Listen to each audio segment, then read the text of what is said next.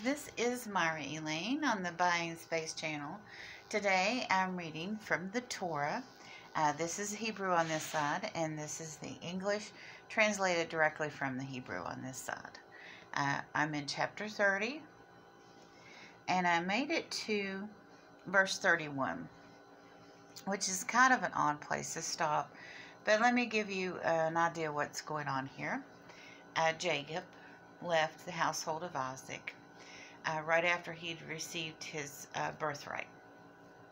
He went to stay with kinsfolk on his mother's side of the family, and when he got there, he fell in love with Rachel. And he went to Rachel's father, who was Laban, he was related to, and he said, "I want to marry your daughter Rachel, and I'll work for you for 7 years for Rachel." And Laban said, "Okay." And then 7 years went by, and Laban tricked Jacob and sent him his oldest daughter. It's like kind of like the taming of the shrew. I don't know that Leah was a shrew. She did get very jealous, as we saw last week, over some mandrakes, and the bearing of children was very important and competitive between her and her sister. So anyway, Jacob went into Leah, didn't know it was Leah, consummated the marriage, and the next day he was like, "Laban, what's up? This is not right." And he said, "Well, in a week you can marry Rachel too, but you have to work 7 years for Rachel." So after he worked 14 years and increased Laban's flock to abundance and had 11 sons and 1 daughter, which were all Laban's grandchildren, Jacob comes to Laban and says, "I need to have my own land so that my children and their children and so on and so forth can own their own land," because Laban probably had sons. I've not read that in the Bible, but it was unlikely that Jacob, who was a son-in-law, would inherit. And he'd done all this work for him, and I guess at this point he knew he needed his own land. He wanted to return home. And so he says to Laban, "I've made all this abundance for you. Why don't you let me go my way?" And this has probably been talked about a little bit over the years, because he was there 14 years, increasing Laban's abundance and wealth. So I'm going to start in verse 31. I'm going to read 31 again. "And he said, 'What shall I give thee?'" This is Laban talking. "And Jacob said, 'Thou shalt not give me aught. If thou wilt do this thing for me, I will again feed and keep thy flock.'" So there's a time period here that Jacob's planning on leaving, but he's still working for Laban, and they're working things out. "I will pass through all thy flock today, removing from there every speckled and spotted lamb and every brown one from among the sheep, and whatever is spotted and speckled among the goats, and such shall after be my reward. And my righteousness shall testify before me hereafter, when thou shalt come to look over my reward that is before thy face. Every one that is not speckled and spotted among the goats, and brown among the sheep, that shall be counted stolen with me." And Laban said, "Well, let it be according to thy word."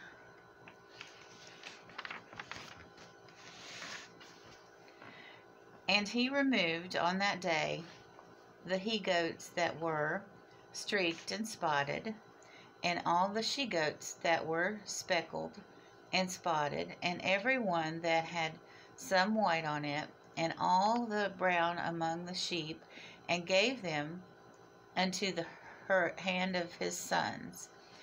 And he put a space of 3 days' journey between himself and Jacob. And Jacob fed the flocks of Laban that were left. And Jacob took himself rods of green poplar, and of hazel and chestnut tree, and peeled thereon white streaks, laying bare the white which was on the rods.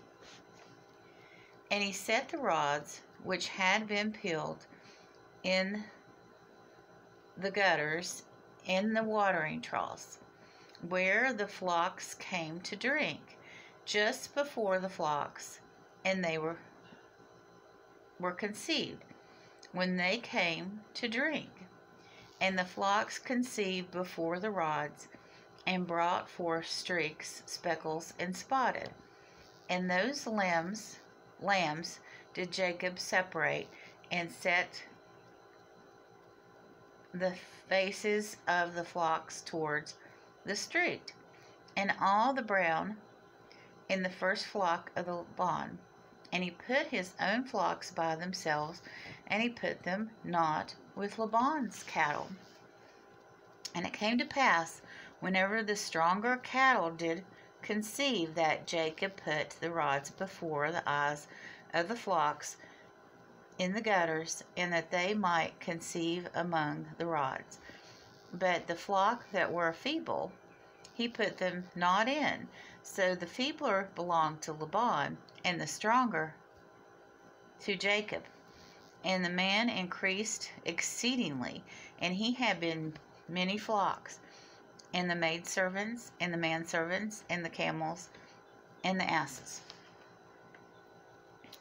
So, geneticists have studied this passage of the Bible, and non-believers use this passage to say that the Bible is bunk. I say that God had a miracle here, but I don't think that it was just like, boom, a lightning strike from heaven miracle where everything just changed. I think it was a combination of that and a combination of Jacob's knowledge. We're talking that his father, his grandfather, who is Abraham, and all the way back to, we know, Abel, kept cattle because his sacrifice to God was a ram, and Cain's was gardening vegetables, and God chose Abel's sacrifice.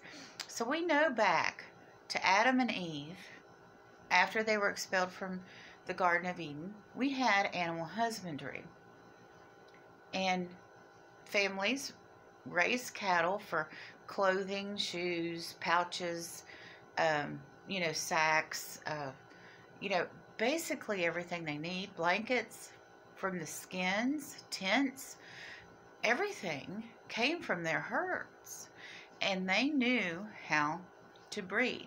Now, they didn't put it in the term of genetics, but another thing that the skeptics should keep in mind, the genetics in the cattle at this time were different than the genetics of the cattle today. So this was thousands of years ago in the deserts of Syria, northeastern Syria. So this gene pool no longer exists. So even if someone tried to redo this, situation, it couldn't be the same, because we no longer have the same gene pool. Even if you went out there and had some way to blood test cattle to find it, which I don't think it'd be possible, but if for some reason you could do that, the DNA of the remains of this cattle in that area of the world were to be tested, and we would know for sure that this was from the flock of Jacob, we probably would have problems finding, just like when you take your DNA test to find out your ancestry, and you find out you're 4% Italian. But that's only back to like the 14th or 15th century. It's a snapshot of within several generations or time period in history of what your gene pool was like at that time.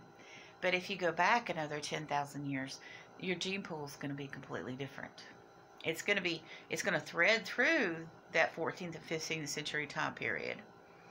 But, you know, instead of finding Italian, maybe you're going to find Scythian, or instead of finding Celtic, you're going to find Scythian. So this would not be possible to recreate. But Jacob had 14 years experience as in breeding herds, and he knew which flock was feeble. Now, was it right? Was this cheating his father-in-law? No, let's be real. His father-in-law traded out his bride on his wedding night and took advantage of him for 14 years for being able to love Rachel. And he did love Rachel. He worked 14 years for her love. And you know, the week after he married Rachel, the week after he married Leah, he married Rachel. And he served that additional 7 years forward. And he could have left Laban at any time once he had Rachel, because that was his goal. But he was a man of his word, and he stayed, and he gained knowledge. And he left with 12 children and 4 wives. And he returned home to where his father's people were. And I'll continue that in chapter 31 next time. Have a wonderful and blessed day, everyone.